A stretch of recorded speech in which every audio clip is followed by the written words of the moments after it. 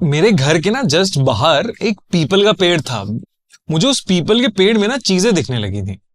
वहां पे मुझे ऐसा दिखता है तब कि एक सफेद से फिगर में, मतलब एक औरत टाइप ही था, और वो फ्लैशेस में मेरी तरफ आ रहा है। उसके बाद मैं जब घर आया हूं, मुझे 5 दिन तक तेज बुखार था, मतलब 103 104 टाइप बुखार था।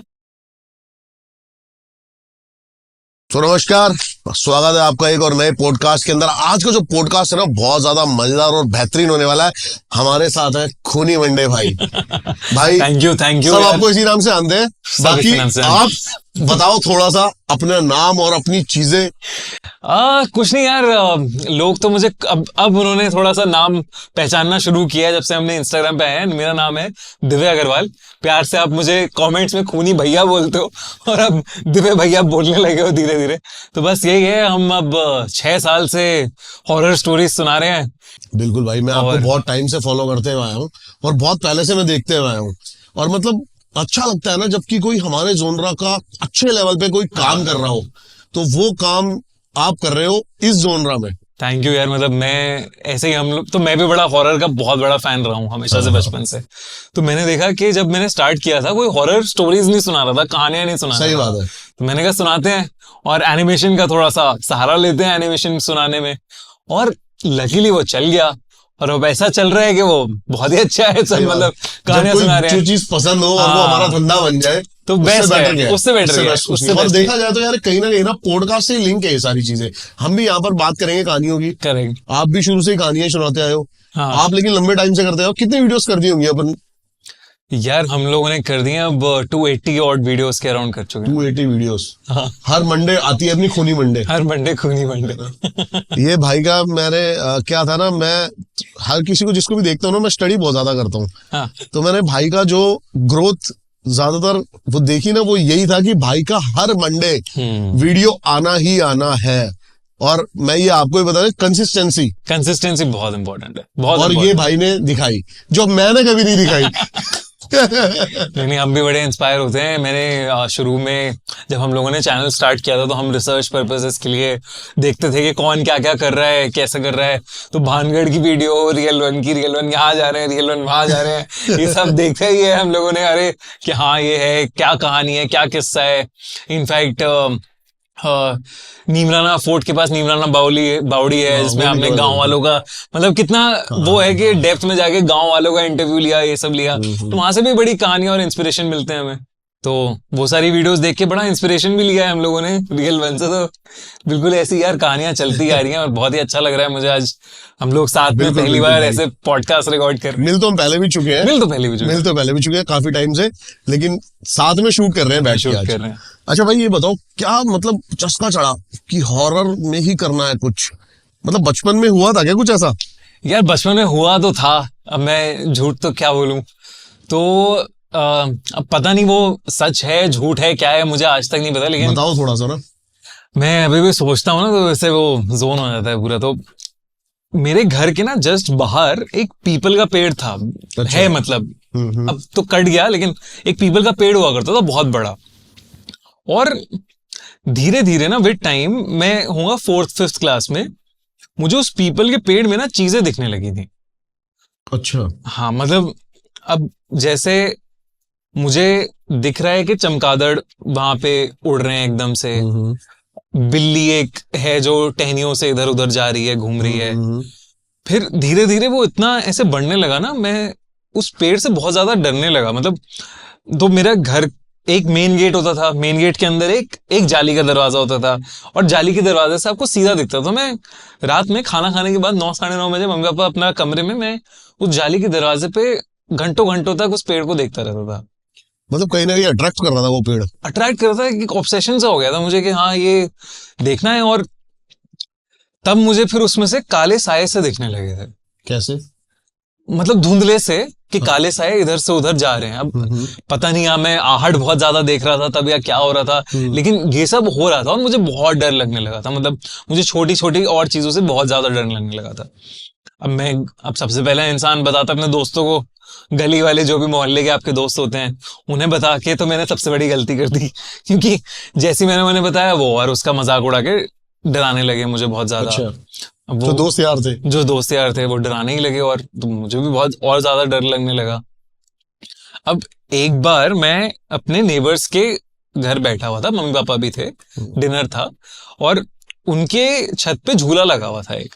अच्छा। वो कहते थे कि रात में झूले पे नहीं बैठना चाहिए, तो उनका हाँ, मानना लॉजिक थी। होते थे छोटे छोटे ना, ऐसे हाँ, तो कुछ तो कि वो बेटा मान आगे बाहर नहीं जाना, हाँ, ये नहीं करना, ये नहीं करना कि रात में झूले पे नहीं बैठते, हाँ, साया चिपट जाता है, ऐसे ही बोलते थे वो। अच्छा अच्छा। तो मैंने, अब मुझे डर लग रहा है एक बच्चे को, लेकिन उसे प्रूव भी करना है कि मैं डरता नहीं हूँ, अपने आप को करना है चाहे जिसे करना है।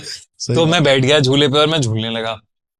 अब पीपल का पेड़ बगल वाली छत से भी दिख ही रहा है मुझे सामने एकदम। तो मैं झूल रहा हूँ, थोड़ी देर तक तो सब ठीक है, फिर धीरे धीरे मेरा ध्यान जाता है उस पीपल के पेड़ पर। अच्छा। वहां पे मुझे ऐसा दिखता है तब कि एक सफेद से फिगर में, मतलब एक औरत टाइप ही था, और वो फ्लैशेस में मेरी तरफ आ रहा है। और अच्छा। जैसे ही वो मेरी तरफ आ रहा है, मैं ना सुन के बस देख रहा हूँ उस पेड़ मेरे को। गूज़बम्स आ गए भाई सोच के। मतलब ये फ्लैश जो बताया ना आपने, ऐसा हाँ, कुछ। वो बिल्कुल ही ऐसे हुआ कि मतलब मैं ऐसे ही बोल सकता हूँ कि वो मुझे कुछ धुंधला सा दिखा जो फ्लैश में मेरे पास आया, और चेन वो टूट गई अच्छा। और झूला टूट गया, मैं नीचे गिर गया। उससे पहले दिखा, फिर आया, फिर चूल्हा टूट गया। हाँ, मतलब ऐसे हुआ, झूला टूटा और मैं नीचे गिर गया, बिल्कुल ऐसा ही था वो। और अच्छा। मैं गिरा हूं नीचे, रोना छूट गया मेरा, मम्मी पापा को लगा ऐसे चोट लग गई है। मुझे पता था मैं क्यों रो रहा हूँ उस दिन, मतलब इतना ज्यादा डर गया था मैं। और उसके बाद से तो मुझे वो, मतलब मैं बहुत ज्यादा डर गया था। मतलब ऐसा होता है ना, सहम जाए इंसान अंदर से, ज्यादा बोल नहीं रहा है कुछ, किसी से कुछ कर नहीं रहा है, ये नहीं कर रहा है, गले वाले मोहल्ले वाले दोस्त बोल रहे हैं जो डर गया सो मर गया, मुझे डर लगने लगा था मैं मर जाऊंगा, ये मुझे मार देगा, जो भी इसमें है, जो भी मेरे साथ खेल कर रहा है, ये सब में मार देगा मुझे। तो इतना भयंकर डर हो गया था मेरे अंदर। तो फिर एक दिन मैंने डिसाइड किया कि बस अब और नहीं हो पाएगा मुझसे, मतलब मैं जाली के खड़ा हूं और मैं रो रहा हूं, मतलब वहां पे रोए जा रहा हूं। मुझे समझ में नहीं आ रहा, मैंने घर पे किसी को बताया नहीं है कि मम्मी पापा क्या समझेंगे, क्या सोचेंगे, क्या बोलेंगे, कुछ वो नहीं बताया मैंने।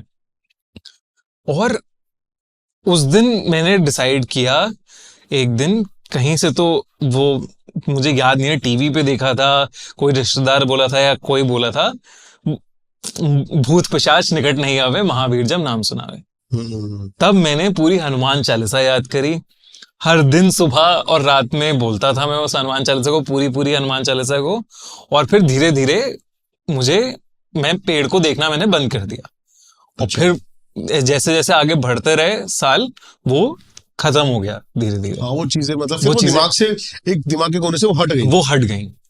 लेकिन उस रात उस छत पे क्या हुआ था, क्या नहीं हुआ, वो उसका जवाब नहीं है। मतलब अभी भी मैं ऐसे सोचूंगा ना, मैं वो जोन आउट हो जाएगा मेरा कि कैसे हुआ था, क्या हुआ था, एकदम क्यों गिरा था, वो फ्लैशेस, वो बहुत ऐसे अंदर तक डर जाता हूँ मैं वो सोच के। और चेहरे पे हंसी है क्योंकि हाँ, मैं और क्या उसे कैसे एक्सप्लेन करूं, बट वो मतलब यही एक हॉरर चीज थी जो कहीं ना कहीं कनेक्ट होती है। हाँ। और फिर हनुमान चालीसा याद करने के बाद जब ये सब हुआ, फिर हम 9th या 10th क्लास में थे, फिर हम लोग गाजियाबाद में रहता था मैं, तो गाजियाबाद के मैं कब्रिस्तान जाने लगा, KC-19 करके हॉन्टेड हाउस है, वहां जाने लगा। फिर वो थोड़े रियल वन वाले पैरानॉर्मल एक्सपीरियंसेस मैंने कहा देख के आते हैं क्या होता है यहाँ पे। दिल्ली कॉलेज ऑफ DU में एडमिशन हुआ, तो वहां पे नॉर्थ कैंपस में रिच का एरिया हो गया, पीर गायब हो गया, ये थोड़ा वो थोड़ी चुल होने लगी। फिर ये सब करते करते पहुंच गए मलचा महल एक दिन।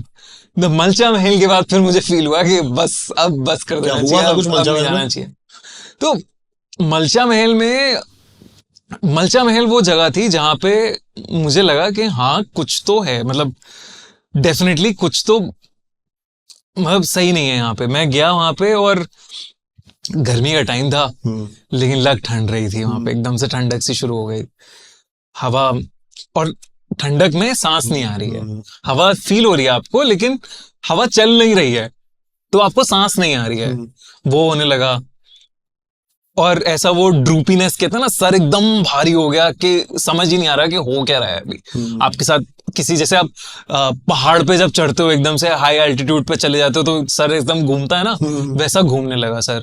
और मुझे समझ ही नहीं आया कि हुआ क्या है। मुझे अगेन फिर से कुछ कुछ ध्यान है कि इन फ्लैशेस आई कुड सी, मतलब मुझे ऐसा लग रहा था फ्लैशेस में मैं देख पा रहा हूँ कुछ कुछ, कोई आगे पीछे से गुजर रहा है मेरे, और मैं अकेला था वहां पे, कोई दोस्त वोस्त किसी के साथ नहीं आता मैं।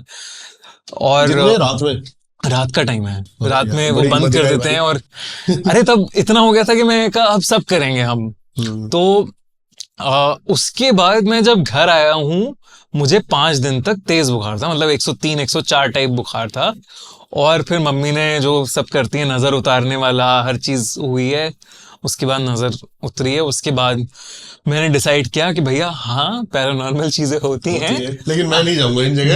मैं नहीं जाऊंगा, ये प्रोफेशनल्स पर छोड़ देते हैं हम नहीं जाते। तो फिर मैंने कहा कि चलो कहानियां सुनाते हैं, मैंने कहानियां सुनाने पे आ गया मैं। जब आप पैरानॉर्मल साइंस को पढ़ोगे ना भाई, हाँ, या पैरानॉर्मल इन्वेस्टिगेशन स्टडी में आओगे, तो कोई नेगेटिव एनर्जी आपके ऑरे पे जब भी अटैक करेगी ना, तो आपको सबसे पहला जो लक्षण आएगा वो फीवर ही होता है।